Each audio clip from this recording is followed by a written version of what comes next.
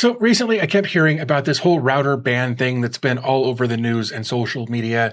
And honestly, at first, I just kind of dismissed it. I figured it was just another political story going after Chinese hardware and wasn't anything that really affected me since my whole home network runs on Ubiquiti. But then I got an email from Netgear that made me stop and actually do some research. And the more I dug into this, the more interesting it got, because this isn't just a story about routers that you can buy. It's a story about national security, corporate lobbying, government surveillance, and a question that I think deserves to be asked out loud. So let's get into this. So on March 23rd of 2026, the FCC, which is the Federal Communications Commission, which is the U.S. government agency that regulates communications technology, updated what they call the covered list. And the covered list is a catalog of communications equipment the U.S. government considers a national security risk. Adding something to the covered list means it can't receive new FCC authorization, which is required for any device to be legally imported or sold in the United States. So what got added, you might ask? All consumer-grade routers manufactured outside the United States. And it's not just TP-Link, not just Chinese brands, but every router made anywhere outside US borders. And when you understand that virtually all consumer routers are manufactured abroad, primarily China, Vietnam, Taiwan, Thailand, and Indonesia, you start to see the scope of this. Every brand that most of you are probably running, TP-Link, Asus, Netgear, Linksys, Eero, Google Nest Wi-Fi, and yes, Ubiquiti too, which manufactures in China, Vietnam, and Taiwan, all of them under the same ban. Now, the stated reasoning from the FCC is real and worth taking seriously. Foreign-made routers introduce supply chain vulnerabilities that could disrupt U.S. critical infrastructure and national defense. The FCC specifically cited the Salt Typhoon attack, say that 3 times fast, the Chinese state-sponsored hack that compromised 9 major U.S. telecoms in 2024, as the kind of threat that this policy is designed to prevent. The attack was real. The concern is legitimate. But, and this is important, the story gets a lot more complicated from there. But before anyone panics, let me tell you what this ban actually doesn't do, because the coverage has been confusing on this point. Your existing router is completely ineffective. The ban is not retroactive.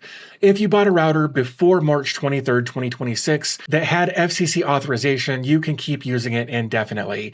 And retailers can still sell existing authorized stock.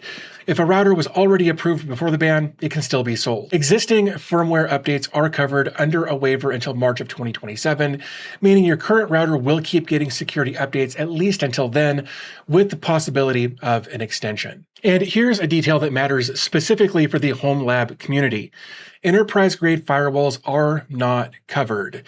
Netgate pfSense appliances, Fortinet SonicWall, these are classified as business security appliances, not consumer-grade routers, and they're exempt from the ban regardless of where they're manufactured.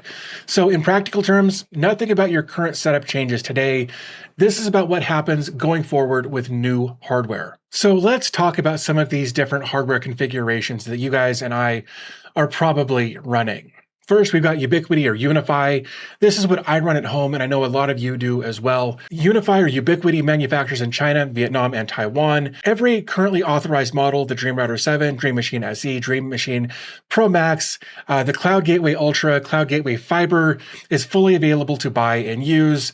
But new models going forward need conditional approval before they can be sold in the United States. Ubiquiti hasn't received that approval yet, at least not at the time of recording this video. And given that they're a US headquartered company with a strong enterprise and government relationships, most expect them to get it, but there is no timeline on it, at least at the time, again, of recording this video. Then we've got MikroTik, at least I think that's how you pronounce that, manufacturers in Latvia. And Latvia is not considered a foreign adversary to the US government. This may place MikroTik entirely outside the scope of the ban, which makes them quietly one of the most interesting options to watch right now.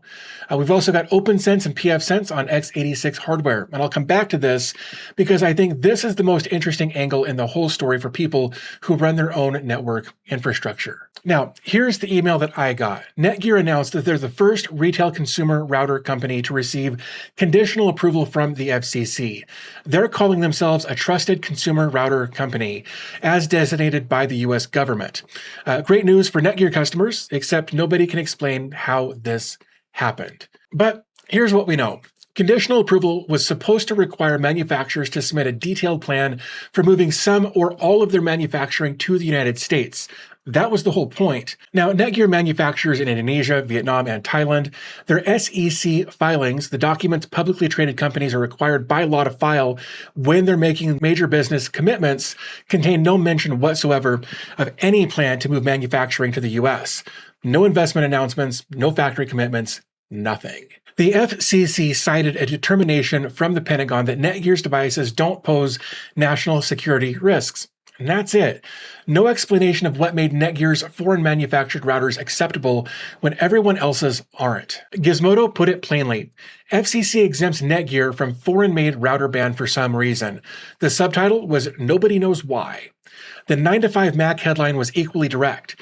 Netgear can now sell new wireless routers in the US, but nobody knows why. As a result of this, Netgear's stock jumped when the ban was originally announced because investors assumed TP-Link would be banned and Netgear would benefit. Now, Netgear has a de facto monopoly on the consumer router sales in the US, at least until October of 2027, and has made no public commitment to bring manufacturing home. Now, look, I'm not saying that anyone did anything wrong.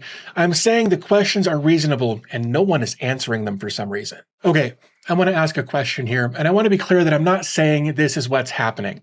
I'm asking whether it's worth considering. The stated reason for this ban is that foreign-made routers are a national security risk because foreign governments could use them to spy on Americans. That's the justification. And again, Salt Typhoon was real. The threat is real. But here's a law you should know about if you don't already. In 1994, the U.S. passed the Communications Assistance for Law Enforcement Act, CALIA for short. CALIA requires every telecommunications carrier to build wiretapping capabilities into their networks. In plain English, phone companies, internet service providers, and voice over IP or VoIP services are legally required to build in the ability for the government to intercept communication.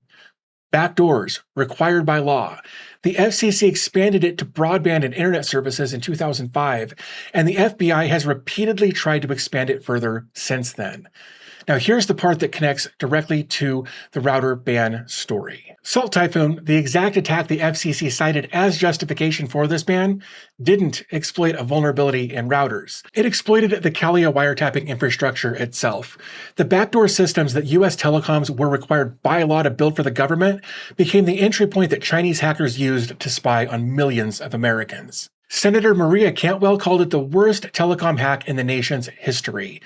The systems built to help the FBI catch criminals became the systems that China used to spy on America. And security researchers have been warning about this for decades. A backdoor doesn't check who's knocking. Once it exists, it's a target for anyone. Every nation state, every criminal organization, and every security researcher knows that these systems exist and specifically look for them. So here's the question I want to ask, and I'll let you draw your own conclusions. If the US government's stated goal is to protect Americans from foreign surveillance through their network hardware, and if CALIA already establishes a legal framework for requiring US companies to build surveillance access into their infrastructure, is it possible that manufactured in America also quietly means accessible to American intelligence agencies in ways that foreign-made hardware isn't? The EFF has documented how CALIA has been expanded repeatedly since 1994, from phone calls to VoIP to broadband internet. The FBI has repeatedly pushed to expand it further, and the pattern is documented and public. Now, look, I'm not saying the router ban is secretly a surveillance program.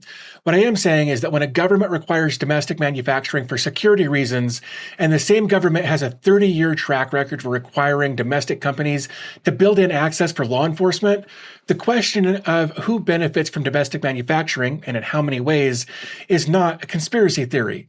It's a reasonable thing to wonder about. So, With my little rant out of the way, I'm going to leave you with that to think about, but I'd love to know what your thoughts are in the comment section down below. Now, here's where I want to bring this back to something practical. The irony of this situation is that the self-hosting and Homelab community's instinct to own and control their own infrastructure quietly puts them in the strongest position of anyone when it comes to this policy. If you're running OpenSense or pfSense on commodity x86 hardware, you're not waiting on any government approval process to tell you whether your network gear is trustworthy.